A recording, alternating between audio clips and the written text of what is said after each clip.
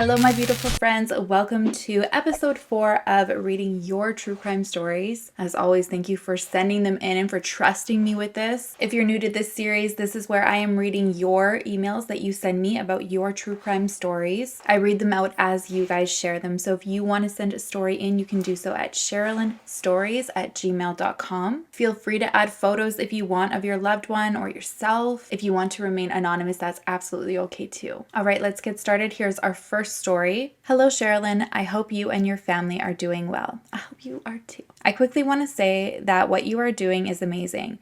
You are giving your subscribers a platform to be heard or even just to vent. I love you. Woo.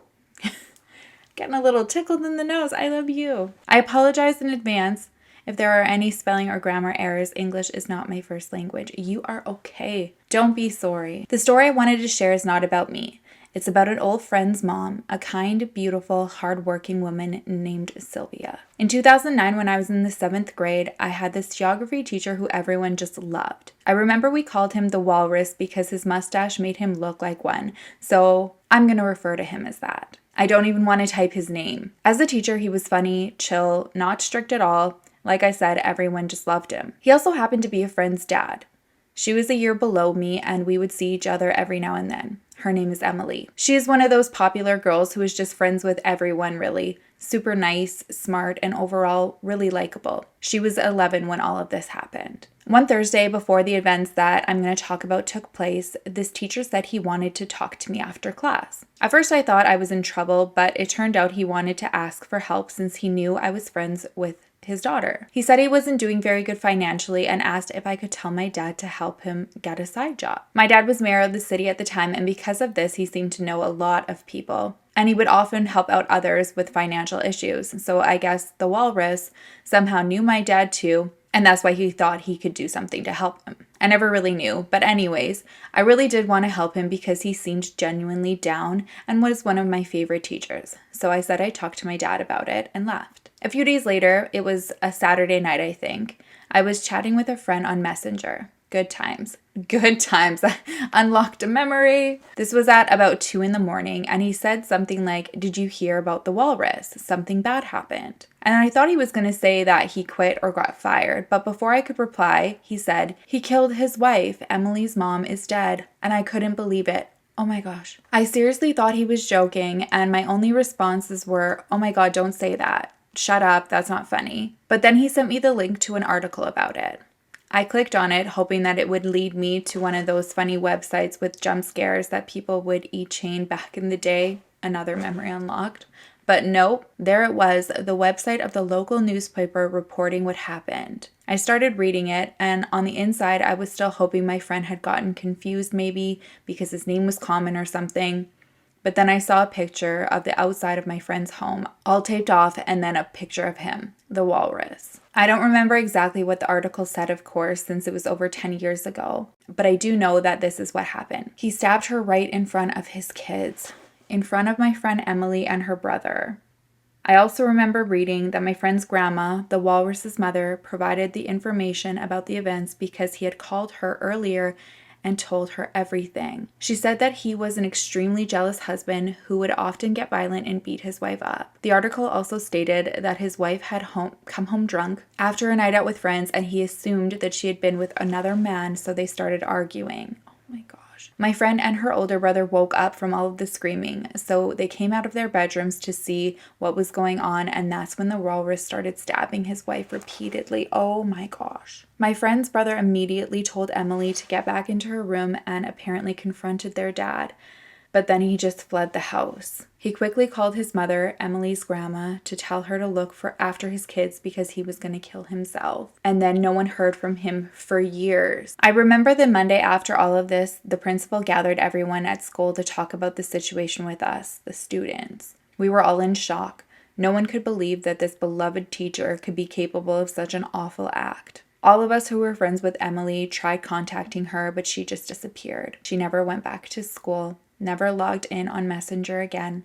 Her Facebook, MySpace, and High Five were gone, and her phone number had been changed.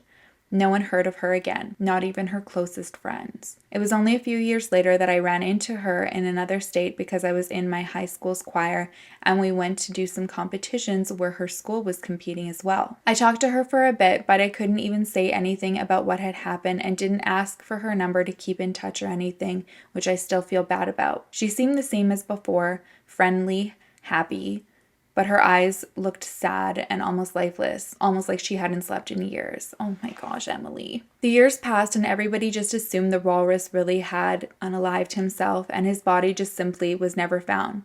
But it turns out that 8 years later, in 2017, he was caught in another state because he killed another woman. Her name was Eva. I don't know the details about that murder, and I didn't learn about it until a couple years ago because I got curious and Googled if there had been any developments on the case. I only know that she was his girlfriend at the time. What? But yeah, at least he was caught and went to jail for both murders. Thank goodness. I was like, where is this guy? Then, only a week later, after he was put in prison, he unalived himself in the showers. And that was it. A effing coward who felt man enough to end not only one but two women's lives because he felt like it, but couldn't even face the consequences of his actions. Well said. I honestly don't even have words to describe what this whole case makes me feel.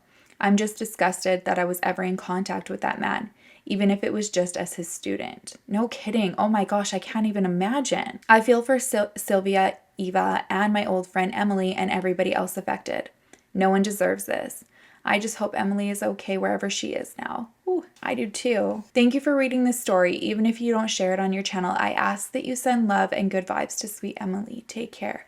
Okay. Thank you for sharing the story with us. I am sending Emily so much love. And to you too, having somebody in a position in your life of authority and trust that you actually care about and really like and respect do something like this. Like you said, not once, but twice. Like you said, you just like that's you feel disgusted that they were even in your presence. It's an absolute act of betrayal. And then on top of it, you're adding that this is a friend of yours' father. Ugh, I can't even imagine. I'm thinking of you and I'm thinking of sweet Emily and Sylvia and Eva. Thank you for sharing this. Our next story says, "Hi Sherilyn, my name is Kat. I recently discovered your channel and I'm so moved by the respectful way that you tell people's stories. When you started this segment, I felt called to share my cousin's, Nora's story with you. Her case wasn't covered by news outlets and very few people have heard about it, but her story needs to be told. And I felt like only you could share my late cousin's story in the way it needs to be told." Oh my gosh, thank you so much for trusting me with this. My cousin Nora Brown was born in January of 1991 in South Africa. The name Nora is an Arabic name that means light. Oh, I love that. She embodied the meaning of her name so well. She was kind and beautiful and truly a light. She worked at a grocery store to save money towards nursing school because helping people was her passion. It was at this grocery store that she met her boyfriend, Kelvin. They started dating around 2010, 2011, and when I met him for the first time, I was about 6 or 7 at the time. Something about him made me feel uneasy. But I was also little, so I didn't do or say anything. I'm kind of skimming ahead here, and I just want to do a trigger warning for miscarriage. Years went by, and in 2013, she fell pregnant with a baby girl. Everybody was so excited for the new baby, but unfortunately, she miscarried. After her miscarriage, Nora and Kelvin started to have relationship issues. They fought a lot, and he was becoming very jealous. She eventually decided to leave him. She lived in a cottage in my aunt's yard, and sometimes he'd go to my aunt's and beg for her to convince Nora to get back with him, but my aunt told him to leave her alone. The next year, in July of 2014, Nora got news that her grandmother was ill. A few days after she received the news, she got back from work and started packing her bags to go and stay with her grandmother. As she was packing, Kelvin came into my aunt's yard and into the cottage. He still had a key, and he locked the cottage door behind him. He and Nora started arguing pretty badly, and the argument turned violent.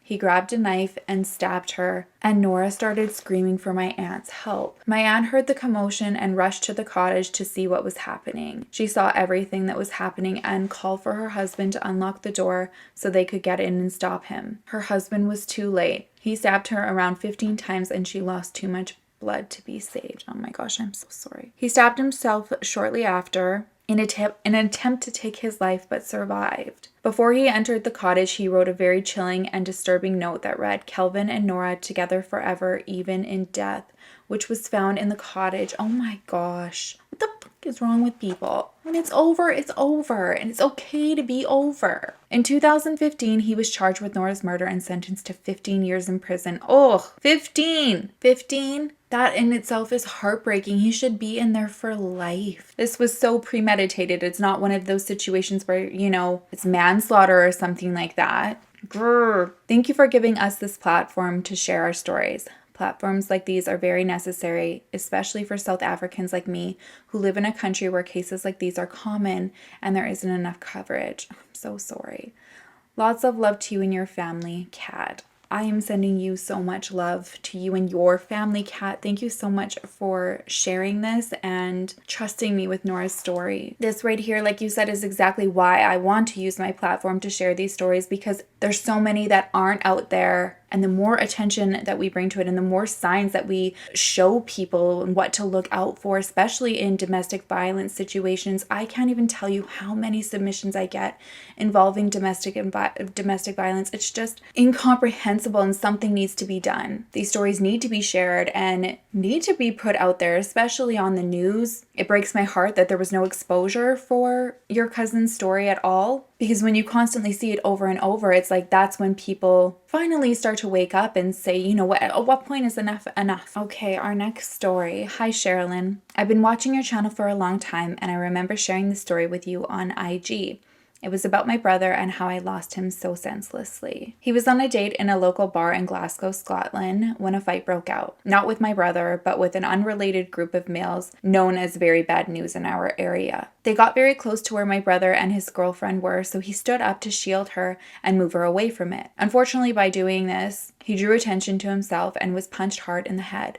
He quickly got up and got them both out of there immediately without hitting back. He got her in a cab safely and then came to my home nearby rather than go home on his own. I am a nurse, so I checked over him and sat up with him for hours to make sure he was okay. He insisted he was fine and did not want to go to the hospital. I went to bed, and when I got up for work just a couple of hours later, I found him unresponsive. Professional quickly overtook personal, and I did everything I could to save him, but it was too late. That one punch, just one, ended up inducing an epileptic seizure so bad that he passed away from it in my home. Oh my gosh. We did go to the police, but on watching the CCTV in the bar, you couldn't actually see who landed the blow to his head, so no one was charged. Flowers, teddies, and cards were left outside the pub, and those cruel and soulless bastards took a video of themselves as a group picking up some of the teddies, throwing them in the air, and punching them all over the street.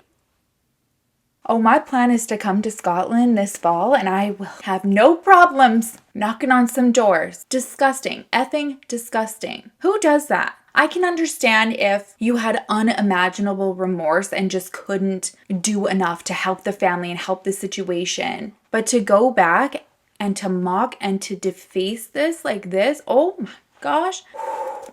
To this day, myself, my parents, and my nephew see these monsters on the street. Oh, let me at them. Let me at them. If they notice us, they taunt us. What? What did you do? Oh my gosh. My brother's name was Gary.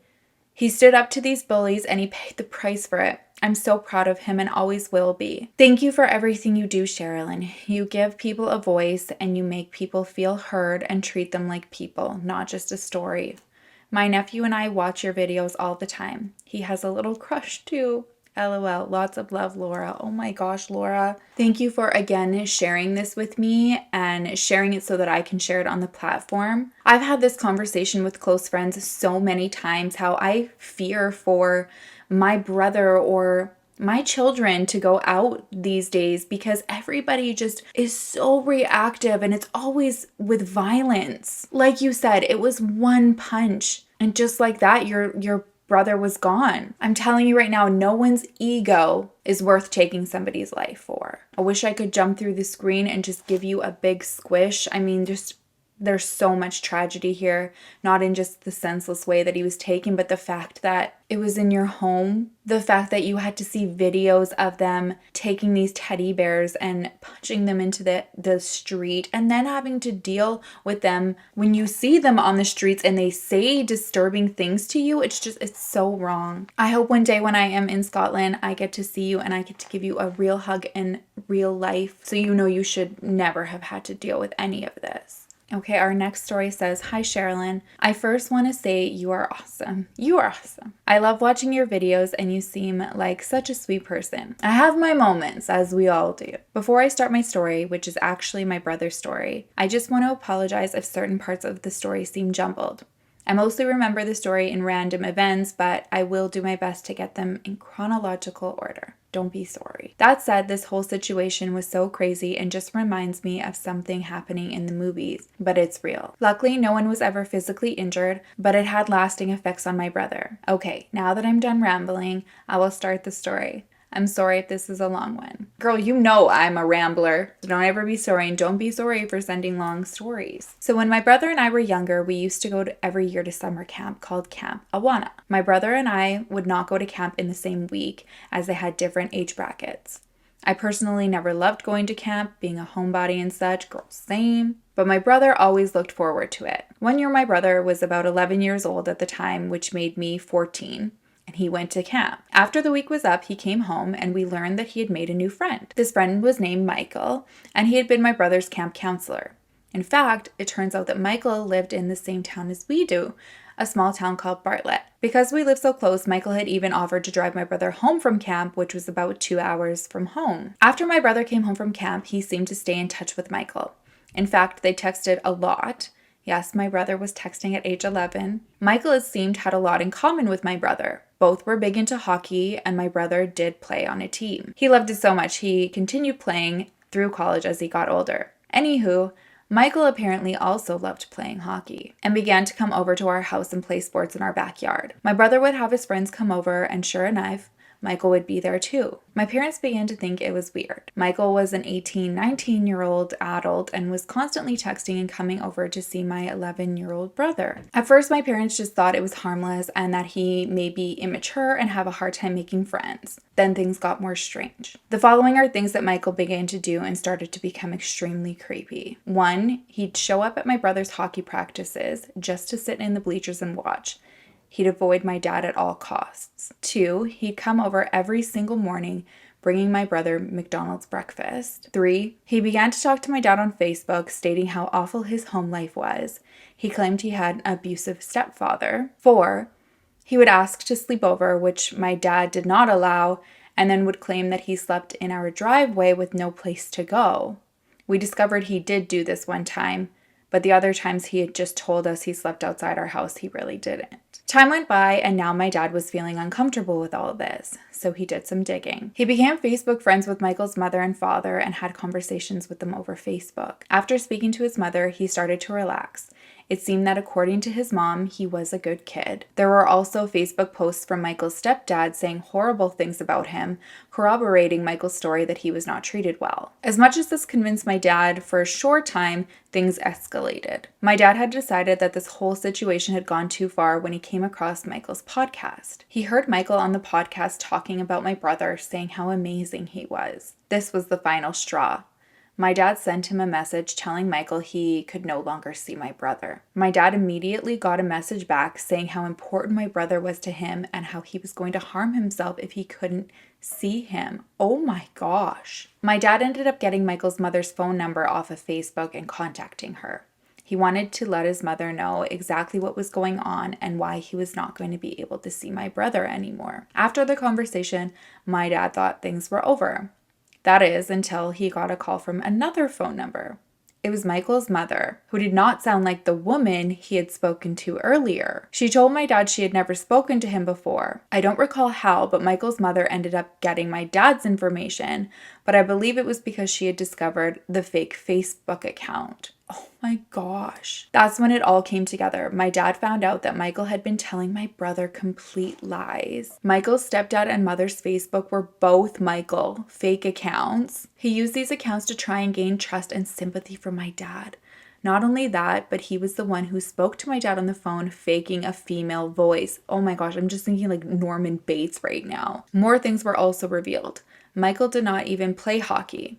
In hindsight, my brother did say that he really wasn't good at sports, but because he looked up to Michael, he didn't think much of it. His Facebook profile picture was a random hockey player, but he had been wearing a hockey mask so no one could really tell that it wasn't him. He also lied to my brother about college. He wasn't even enrolled in school. Once all these lies came to light, my dad instantly called the police. They came and took statements.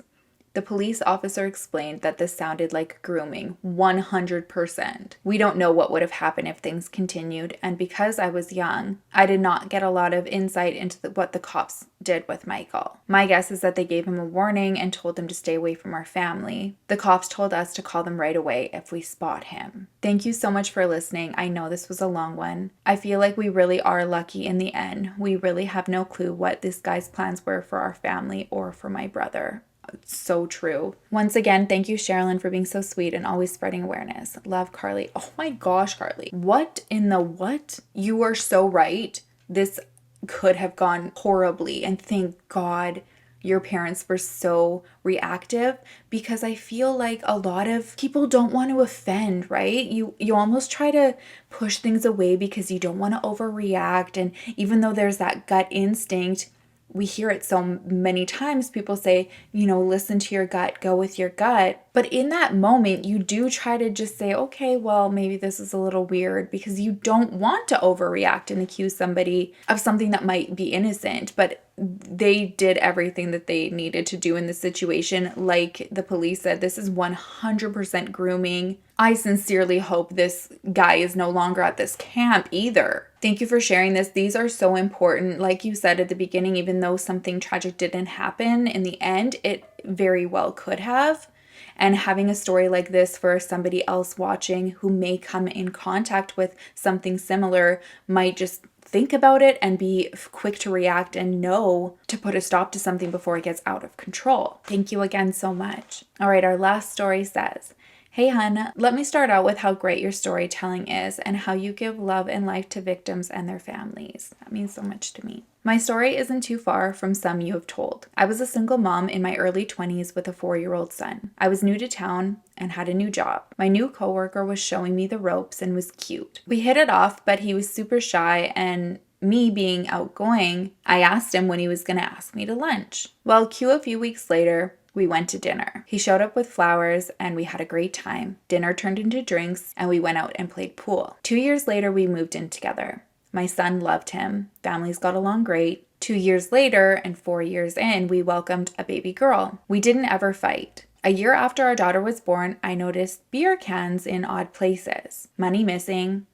bills not being paid on time. Soon things were starting to get turned off, like cable and power. I was very confused. He confessed he was drinking a lot. I asked how much. He said 30 pack a day. He went to go get help, or so I thought. A year passes, all seems good. We get a knock on the door. It's the sheriff, and we're in foreclosure. He flew into a fit of rage, blaming me, telling me that if I was working more, if me and the kids didn't make him work so much, he wouldn't drink and miss work. This is the first I'm hearing about this. At this point, he was drinking at least 2 to 3 30 packs a day. I had no clue. He hid it very well. I think that's very important that you do say that too, that he hid it well, because if you haven't lived with or know an alcoholic, you might think that, 2 or 3 30 packs, you'd be stumbling and an absolute disaster. But that's absolutely not the case. People build up a tolerance. They hide their alcohol in places. I said I was done and I was leaving. Mind you, I was over 4 hours from family. He grabbed me by my arm and threw me down and proceeded to choke me until I passed out. When I came to, my kids were over me crying. Oh my gosh. He threw my son across the room as well and choked me again. My son, about 10 at the time, grabbed my daughter and ran. He went to the closest house and told them what was happening. They called 911. What felt like a lifetime, the cops finally showed up.